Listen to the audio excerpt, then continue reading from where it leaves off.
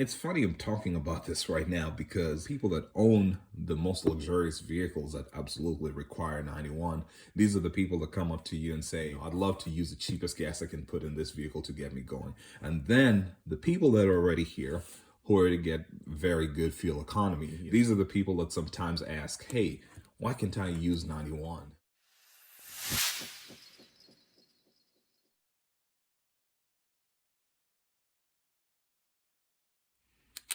All right, off the cuff, if somebody were to come up to me in an elevator and ask me what I thought about manufacturer fuel octane recommendations, I'd say there are three different strategies. And let me try to space this out. I'm riding at a pretty odd angle, so I apologize in advance if anything comes out strangely. And let's go for this fuel recommendations.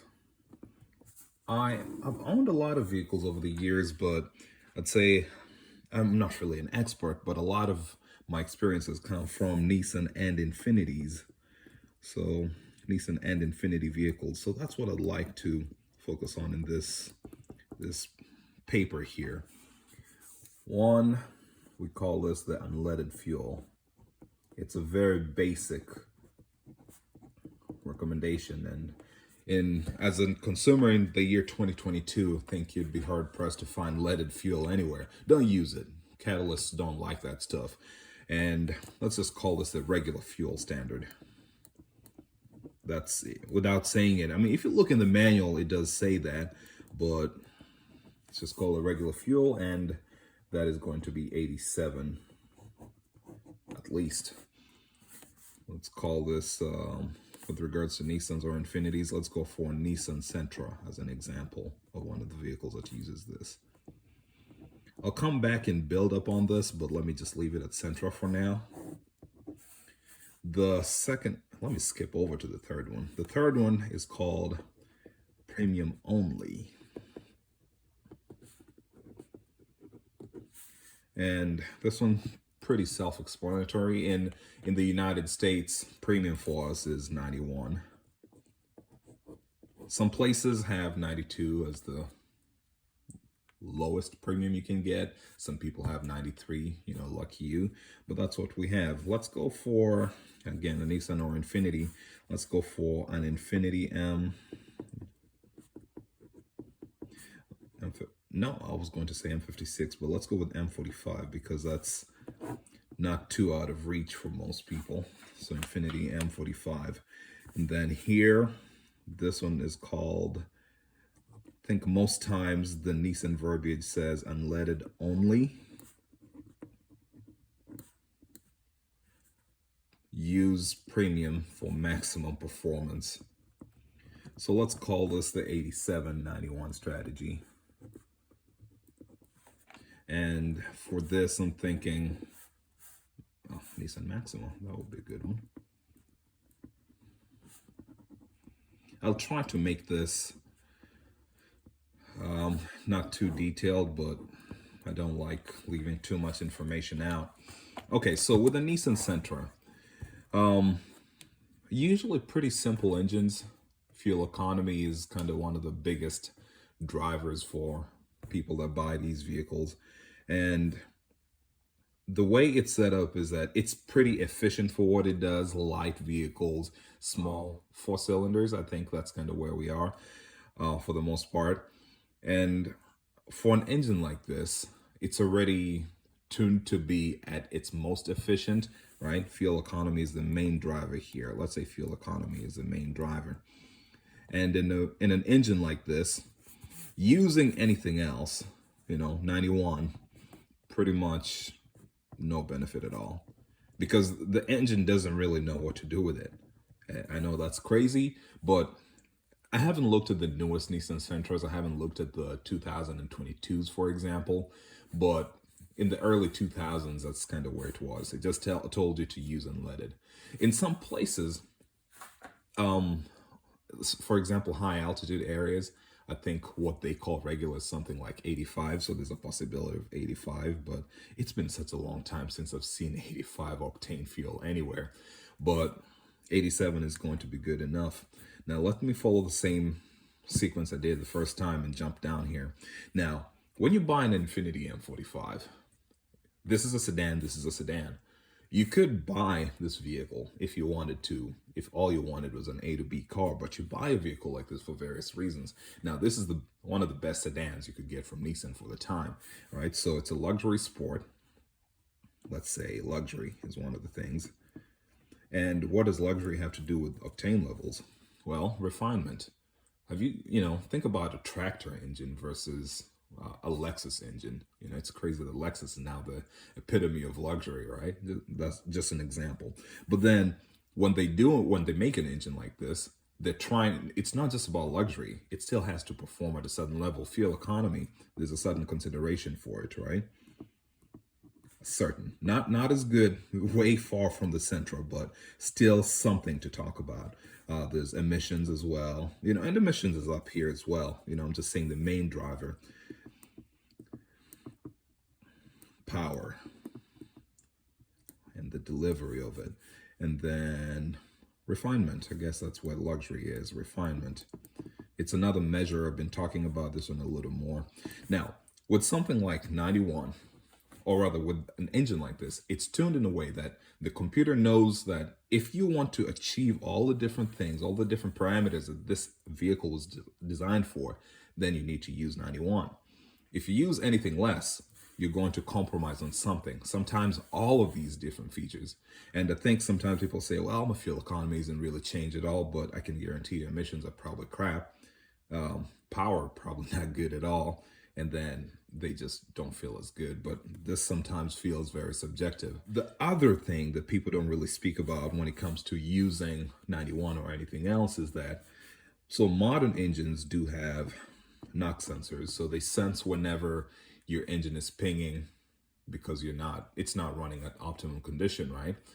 When that happens, the knock sensors pull timing. And when it pulls timing, that's when you, as I said, you run into issues like does it sound good? Then there's no luxury in that, right? It's not sounding the way it should. Fuel economy could be subjective. And if you're honest with yourself and you run the methods, sometimes the numbers don't really change. It's crazy when it comes to the top of the range, the premium only vehicles. Emissions, most people cannot really measure that. When it comes to power, usually down. But again, some people claim that they cannot feel the difference. Now, the unspoken one, when it comes to it, is damage. And the way this works is that because you're pinging, there's physical damage on just immediately on the pistons, just as an example. And then sometimes the damage goes further downstream, and this is with a catalyst. I'd love to go into way more detail here, but I'm trying to keep this as brief as possible. So let's just say damage happens. So while this strategy says that 91 has no benefit, this one here says 91 avoids damage, or just avoids a horrible, horrible driving experience. Now, it's funny I'm talking about this right now because usually the people that own, well, not necessarily the original owners, but people that own the most luxurious vehicles that absolutely require 91, these are the people that come up to you and say, well, how can I use regular gas? I'd love to use the cheapest gas I can put in this vehicle to get me going. And then the people that are already here, who are to get very good fuel economy, save a lot of money. These are the people that sometimes ask, hey, why can't I use 91? It's in the ironies of life. Anyway, let's go to the 8791 strategy. This is called the Nissan Maximum strategy. Now, a Nissan Maximum, it's a decent compromise of a vehicle, right? Not the best at fuel economy, not the most luxurious, but they're really, really good. So let's just call it balanced. Talking about all these different things, right? It's balanced. And it can run on 87 just fine. But depending on how you're driving the vehicle, if you're driving it aggressively, I'm going to use I had a 5.5 gen 2003 6-speed manual. Oh, loved that vehicle. Now, depending on how you're driving it, if you're driving it aggressively, sometimes you might hear the pinging. You might, if you're, driving it aggressively, and if you're not driving it so high. maybe you're not towing anything, but you might have a lot of luggage going up a hill. It just doesn't sound good, and it feels like the engine and the gas pedal are just not communicating the way they should. So that's one of the reasons you'd hear that. And I'd say for the most part, you can usually get away with 87 unless you've got some structural or internal issues going on with like carbon deposits that make it such that they've changed the characteristics of your engine and it runs like crap every single day unless you use premium. Okay, I think in a way it basically introduced where the premium comes in. It runs better on premium, on 91, for most people, And one of the reasons is that, as I said, if you're driving it hard, depending on what you're doing with the vehicle, you might find that it doesn't feel as good. And if it's struggling, if it's pinging that pulling timing on something like that, now without the damage kind of deal going on, but the pulling timing, as a result, you're just not as efficient as you can be, right? It's an efficiency thing here. At this point, it's efficiency will be affected. So it just runs better in 91. And I've also seen this, and I'd have to run the numbers later to explain this. But when it comes to something like efficiency, because of that, you might find that, yes, it costs you less to buy the regular gas on a per gallon basis, but the fuel economy can get much, much better with something like 91 that at the end of the day, you're probably saving money by running 91. And I know it sounds like a stretch, but for people that like numbers, I will show you what that looks like. We can talk about that later. Let me throw another one here when it comes to, because I mentioned hauling and towing stuff. Another one that falls under this is the Nissan Armada, the big SUV, also known as the Infiniti QX80. Now, these vehicles are also one of those that say you can run regular, but it gets better performance from premium. I tested it myself, and with this one, I felt like fuel economy did not really change. The efficiency did not really change for just in-city driving, but I did not drive it long enough. I did not take it to the highway to feel a difference. But one thing I did feel as a difference was that the way the vehicle responded just wasn't as smooth as it did with premium. And I'm not saying that I lost like 25% of my power. No, it wasn't that, but I know for sure it did not feel that all that great.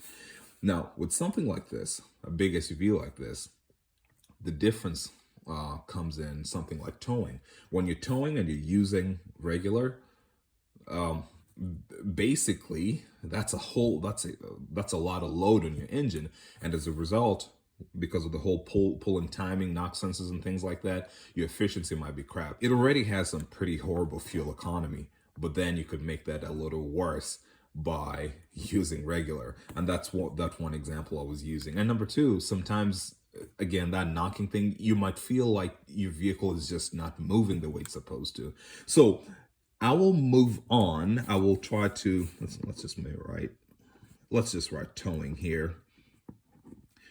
I will move on from this paper and we can discuss it in a little more detail. But in this one, I just wanted to introduce the three different strategies and talk about them in some length.